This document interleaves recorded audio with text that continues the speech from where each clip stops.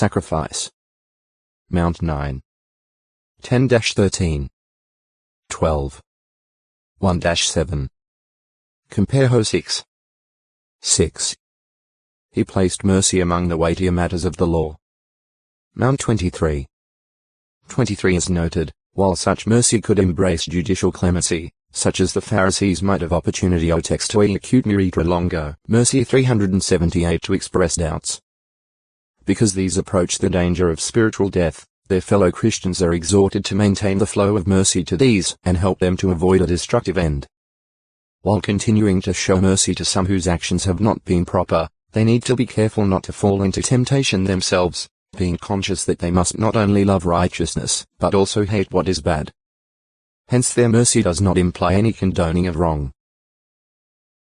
Jude 22, 23. Compare 1 Joe 5. 16, 17. See gifts of mercy. Mercy exalts triumphantly over judgment. The disciple James states, "For the one that does not practice mercy will have his judgment without mercy." Mercy exalts triumphantly over judgment. Just 2.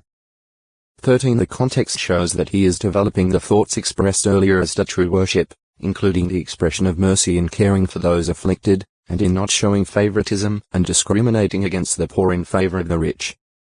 Jas 1. 27. 2. 1-9. His following words also indicate this, as they deal with the needs of brothers in a naked state and lacking the food sufficient for the day. Jas 2. 14-17. Hence, his words correspond to those of Jesus, that it is the merciful who will be shown mercy. Mount 5.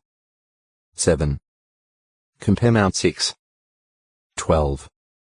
18. 32-35. When brought into judgment by God, those who have been merciful, showing pity or compassion, and giving active aid to those in need, will, in turn, be shown mercy by God, and thus their mercy will in effect triumph over any adverse judgment that might otherwise be leveled against them.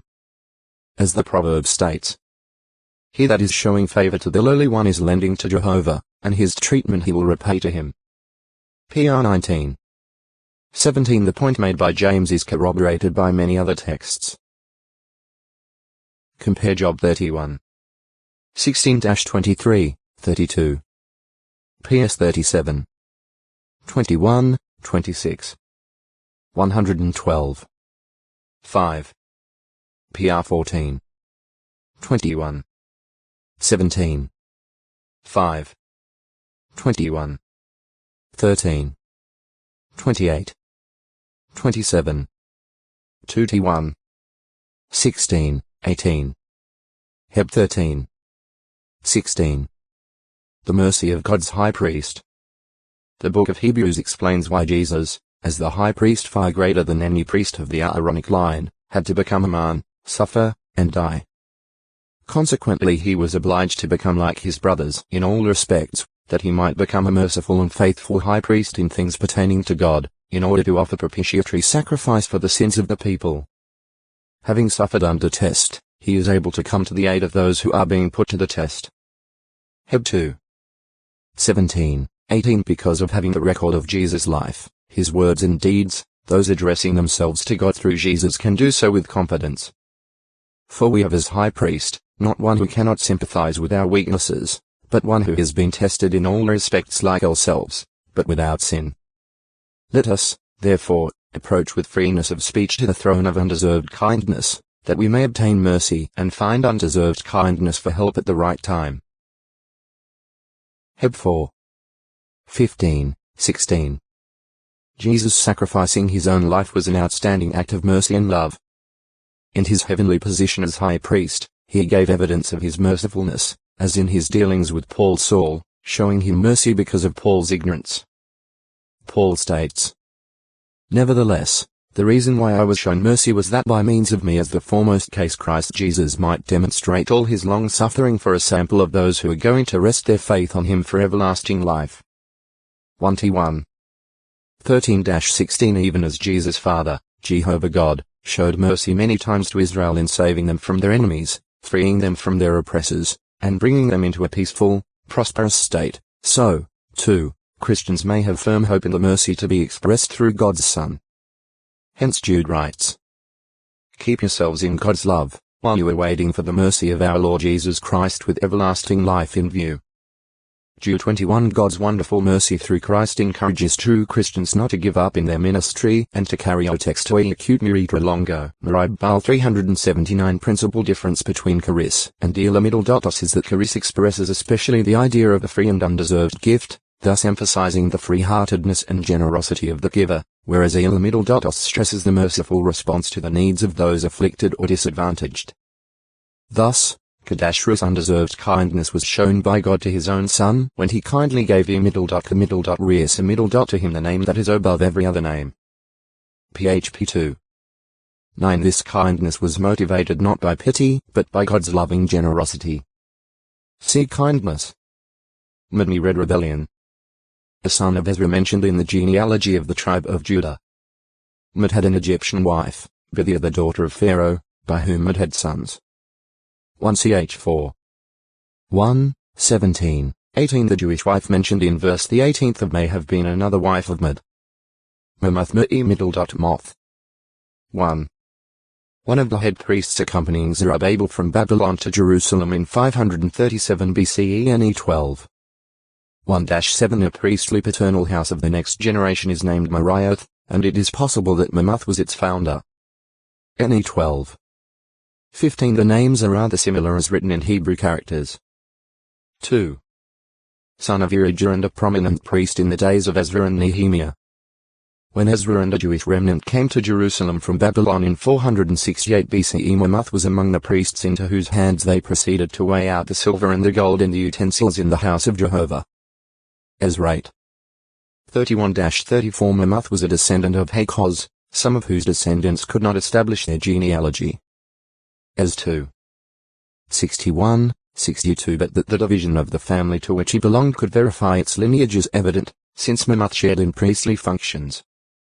He also took part in doing repair work on Jerusalem's wall under Nehemiah's supervision. NE 3. 3, 4, 21. 3. A priest, or the forefather of one of those attesting by seal the trustworthy arrangement of Nehemiah's day. NE 9. 38. 10. 5. 4. An Israelite among the sons of Bani who had accepted foreign wives, but sent them away along with sons in Ezra's day. As 10. 25, 34, 36, 44. Mirez. One of the 7 princes whom Ahasuerus consulted when Vashti disobeyed him. As 1. 14. Semi Muckan. Murai middle. Per quarreling. 1. A place in the vicinity of the Israelite wilderness encampment at Rephidim. It was there that Jehovah provided a miraculous supply of water when Moses struck the rock in Horeb with his rod. Moses then called the site Massa, meaning testing. Trial, and Meribah, meaning quarreling. These names were commemorative of Israel's quarreling with Moses and its testing of God on account of the lack of water. X 17. 1-7. 2. The name Meribah was later also given to a location near Kadesh, the reason for the name likewise being Israel's quarreling with Moses and Jehovah about the lack of water. New 20. 1-13. Unlike the place near Rephidim, where the Israelites encamped less than 2 months after coming out of Egypt. X 16. 1. 17. 1. 19. 1. This Meribah did not bear the name Massa. The scriptures sometimes distinguish it from the other location by referring to the waters of Meribah. PS 106. 32. Or the waters of Meribah at Kadesh. New 27. 14. 32. 51. However, at Psalm 81. 7. The reference to Jehovah's examining Israel by the waters of Meribah may allude to the incident at Meribah near Rephidim. Compared to 33. 8. Moses and Aaron failed to sanctify Jehovah in connection with the miraculous provision of water at Meribah in the Kadesh area. Therefore they lost the privilege of entering the Promised Land. This event seems to have occurred in the 40th year of Israel's wilderness wanderings. New 20. 1, 9-13, 22-28. 33, 38, 39. Meribath Kadesh Merai Middle. Bath Kadesh quarreling at Kadesh. A southern limit of Israel's territory is seen by Ezekiel in vision. S 47. 13, 19. 48.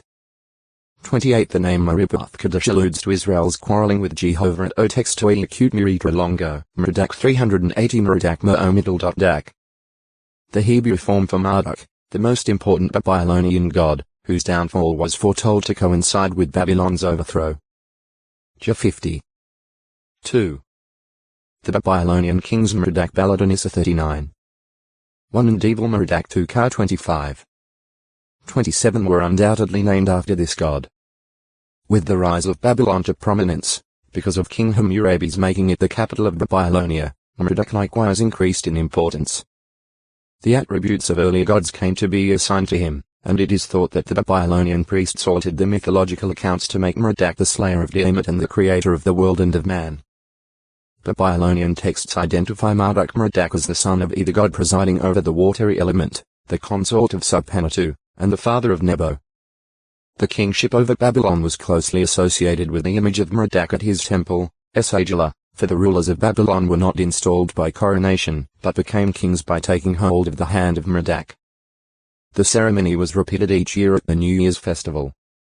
Even during the time that Assyria controlled Babylonia, the kings of Assyria were required to come to the city of Babylon each year for the New Year's festival and legalize their claim to the throne by taking hold of Merodach's hand. Jeremiah the prophet, with respect to Babylon's fall, foretold that Merodach would become terrified. This came true in the sense that Merodach proved to be unable to preserve the dignity of the Babylonian world power, and since the conquerors of Babylon were worshippers of other deities, his future became very uncertain, filled with foreboding. J 50. 2. Sebel. Gods and goddesses Babylonian deities. Merodach Baladan Me'omidal. Dak Baladan from Babylonian, meaning Marduk has given a son. The son of Baladan and king of Babylon, who sent letters and a gift to King Hezekiah of Judah following that king's recovery from illness. Issa 39. 1 He is called Merodach Baladan 2 Kings 20. 12, but this difference is generally considered to be the result of a scribal error, or else to represent an attempt at transliterating an Akkadian consonant with a sound somewhere between that of M and B. The name of Merodach Baladan occurs in Assyrian and Babylonian cuneiform inscriptions as Marduk Abla Idina. He there appears as the ruler of a Chaldean district known as Bityakan, situated in the marshlands above the head of the Persian Gulf and of Babylon. He claims royal descent, giving the name of King Ariba Marduk of Babylon, considered as of the early part of the 8th century BCE as his forefather. Iraq, London, 1953, Volume 15, p. 124. Tiglath-Pileser III, whose rule extended into the reign of King Ahaz of Judah 761-746 BCE, refers to Merodach Baladan as ruler of a Chaldean tribe, rendering homage to him when the Assyrians made a campaign into Babylonia. Sends delegation to Hezekiah. Merodach Baladan is stated to have entered Babylon and proclaimed himself king at the time of the accession of Sargon II to the Assyrian throne.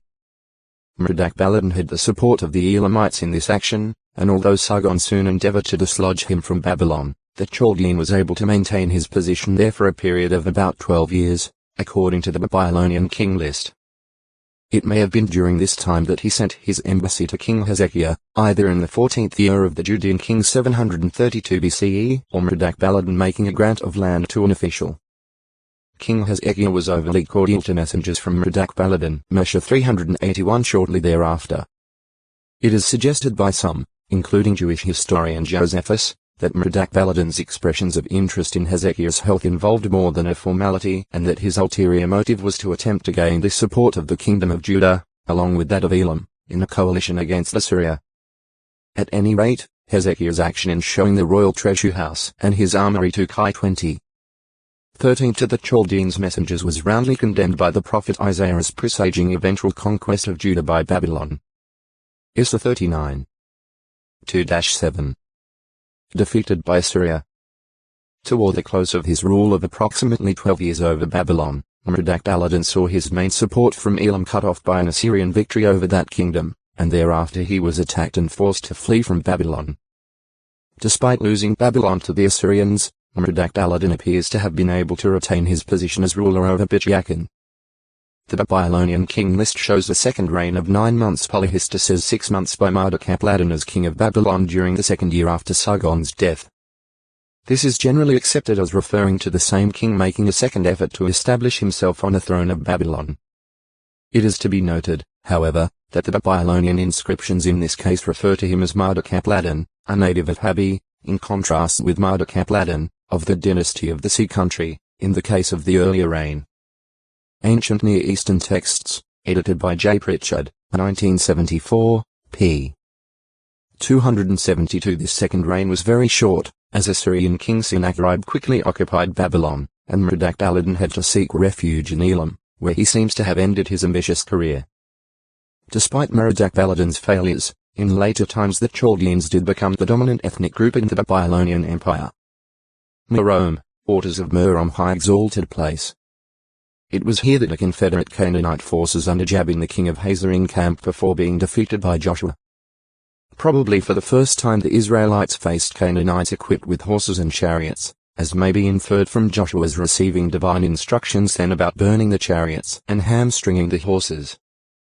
Jos 11. 1-9. As explained by Wahironi, the waters of Merom must be the water source of the city Merom beside which the Canaanite forces assembled. Merom is known both from 2nd millennium Egyptian sources and from Tiglath-Pileser III's account of his expedition to Galilee. It is generally accepted to identify Merom with Meron at the foot of Jebel Jarmak, but in the absence of a suitable tell at this site, an identification a bit farther north is preferable. Its name is possibly preserved in Jebel Meron and Meron-As, and we may consider its identification with Tel el-Gerbah, one of the large Canaanite tells in the southern part of Canaanite Upper Galilee. From Hazor both of the suggested identifications are about 7 to 8 miles as the crow flies. The Land of the Bible, translated and edited by A. Rainey, 1979, pages 225, 226. Moronotite me middle dot Rono middle dot ite.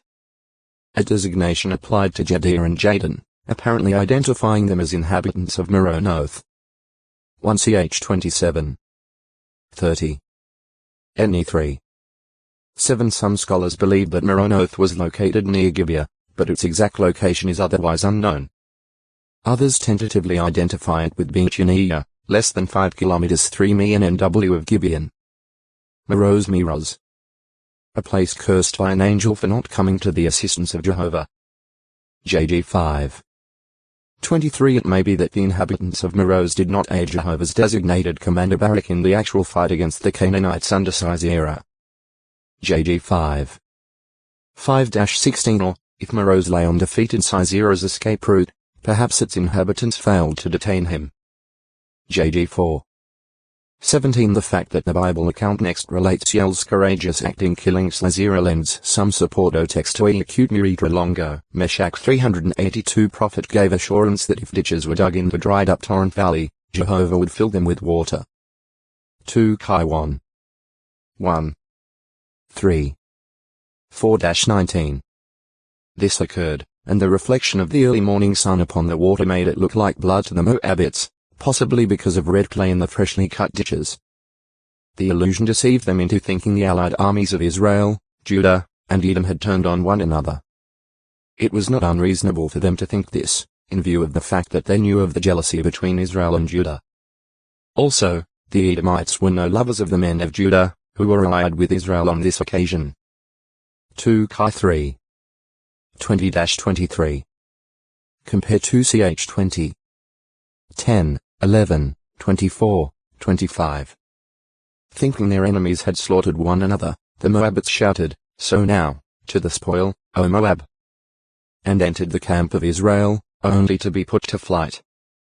Israel followed up by destroying the Moabite cities, stopping up their springs, and filling their tracts of land with stones, until they got to the city of Kir-Hareseth Kir of Moab.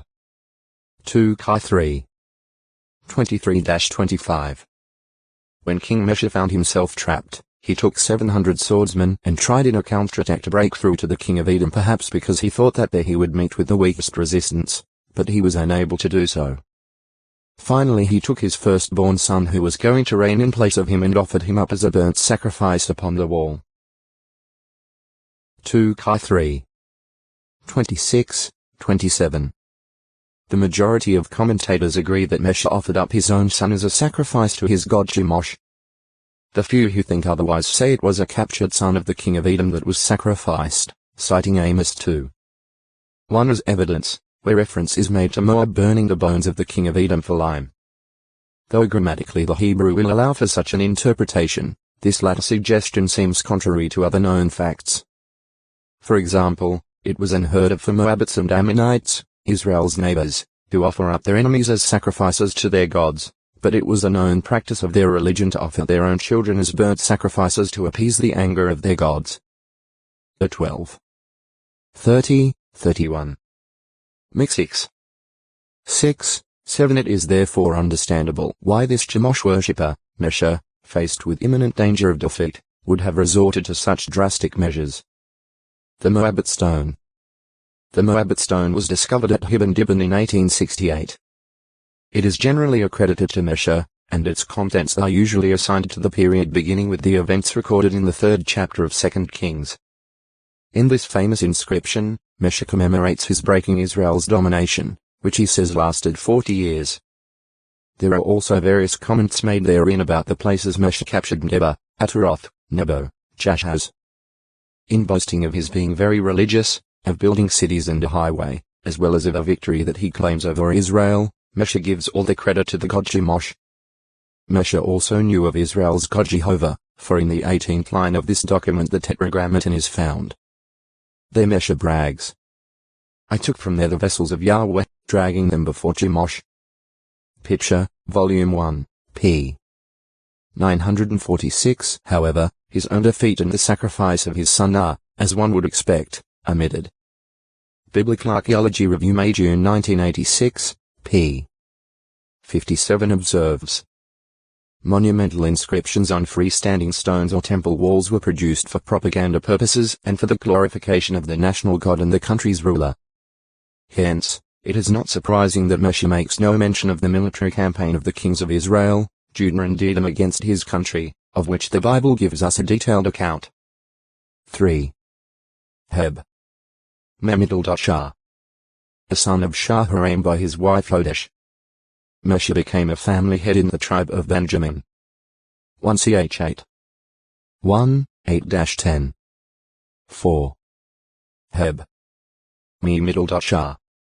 One of the limits of the region inhabited by the descendants of Joktan. Ge 10. O textoi acute miritra longo, Mesulmuth 383. Babylonians 8 animals declared unclean by the Mosaic law. 2. They would not be careful to see that the animals were properly bled, some perhaps being strangled. 3. The pagans often first sacrificed the animals to their gods, considering the eating of such meat as a part of worship of these gods. Dar 1. 8. Compare 1 Co 10. 18-20, 28. Later, after Daniel had been advanced to a high governmental position in the court of the king, Nebuchadnezzar, at Daniel's request, appointed Meshach, Shadrach, and Abednego over the administration of the jurisdictional district of Babylon. Dar 2. 48, 49.